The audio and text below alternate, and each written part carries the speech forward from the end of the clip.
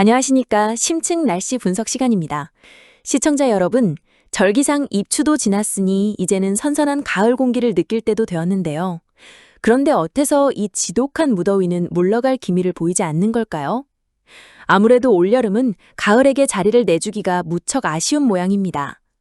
오늘은 이 기록적인 폭염을 만들어내고 있는 보이지 않는 거대한 장벽과 아주 먼 곳에 있는 태풍이 미치는 의외의 영향까지 심도 있게 분석해 보겠습니다.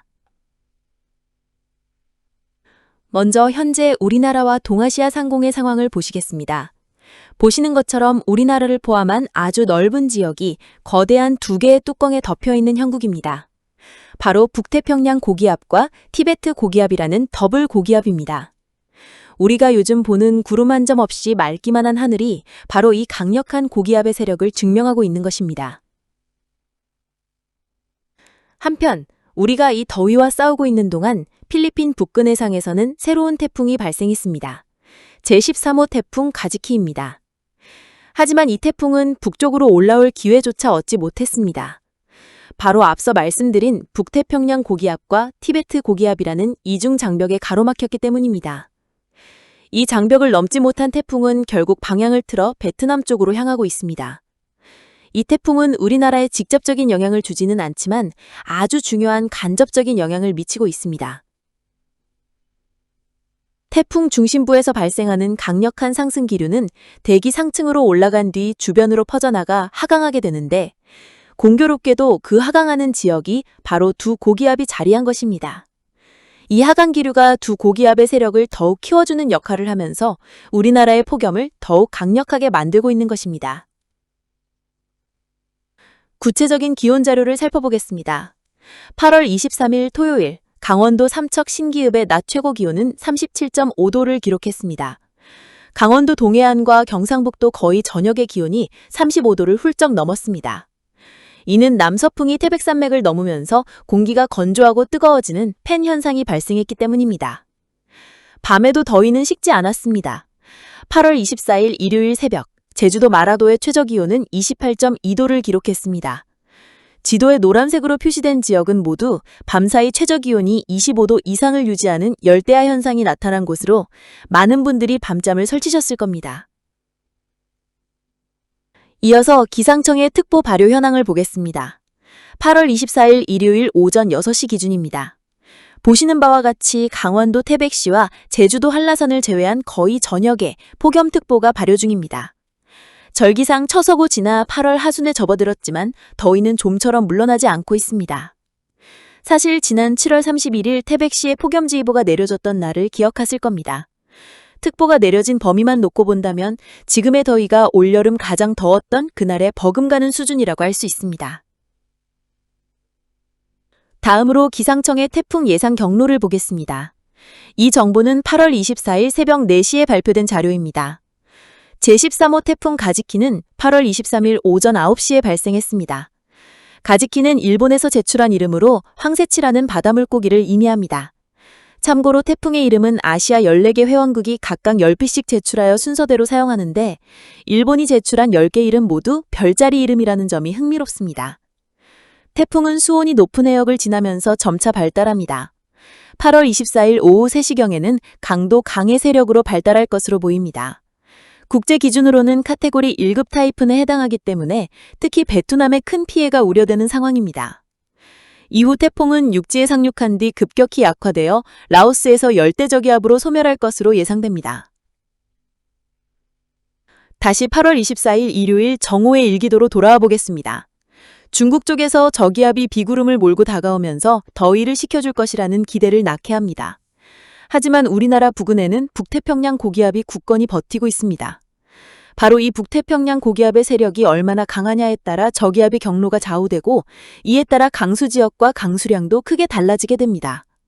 앞서 보셨듯 제13호 태풍 가지키 역시 북상하지 못하고 서쪽으로 이동할 수밖에 없었습니다. 도대체 북태평양 고기압의 힘이 얼마나 막강하기에 태풍조차 그 길을 막혀 서쪽으로 밀려나는 것일까요? 이 장벽의 실체를 알아보기 위해 상층 대기를 들여다보겠습니다. 먼저 500헥토파스칼 상공입니다. 이 고도에서 북태평양 고기압의 범위는 통상 5,880m 등고도선을 기준으로 합니다. 선을 그어보면 우리나라를 포함한 동아시아의 넓은 지역이 북태평양 고기압의 영향권 안에 있음을 명확히 알 수 있습니다. 태풍 가즈키는 바로 이 강력한 장벽을 뚫지 못하고 서쪽으로 이동하고 있는 것입니다. 하지만 장벽은 이게 전부가 아닙니다. 더 높은 곳에 또 다른 장벽이 있습니다. 200헥토파스칼 상공으로 올라가 보겠습니다. 이 고도에서는 12,000m 등고도선을 기준으로 티베트 고기압의 범위를 판단합니다. 선을 그어보니 우리나라는 티베트 고기압의 중심에 완전히 놓여 있습니다. 즉 우리나라는 현재 하층의 북태평양 고기압과 상층의 티베트 고기압이라는 이중 장벽에 갇혀 있는 셈입니다. 태풍은 이 견고한 구조물을 뚫지 못하고 결국 북상을 포기한 채 서쪽으로 방향을 틀 수밖에 없었던 것입니다. 그렇다면 이 먼 태풍이 우리나라의 폭염과 무슨 상관이 있는 걸까요? 앞서 잠시 언급했듯 태풍은 거대한 공기 펌프와 같아서 지상의 공기를 상층으로 강력하게 끌어올립니다. 이 상승 기류는 결국 주변 지역으로 퍼져나가 하강하게 되는데 그 하강하는 곳이 바로 두 고기압이 위치한 지역입니다. 이 하강 기류는 공기를 압축시켜 기온을 상승시키고 고기압 자체를 더욱 강하게 만듭니다.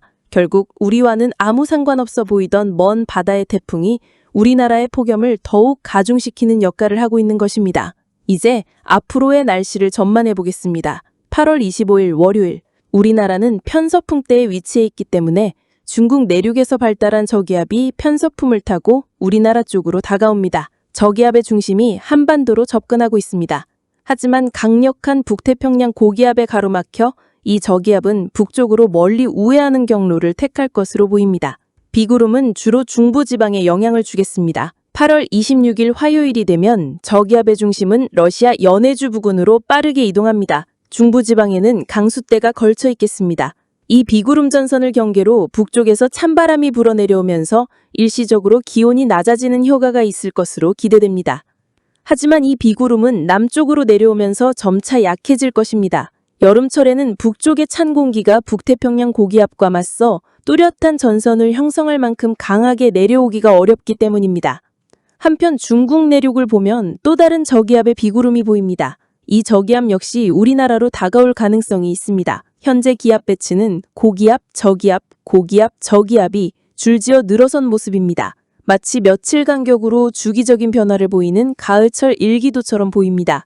하지만 남쪽에 굳건히 버티고 있는 북태평양 고기압의 존재, 이것이 바로 가을철 일기도와의 가장 큰 차이점입니다. 마지막으로 올해 태풍 발생 현황을 짚어보겠습니다. 태풍 가즈키의 발생으로 8월에 발생한 태풍은 총 4개가 되었습니다. 올해 발생한 태풍을 모두 합하면 총 13개입니다.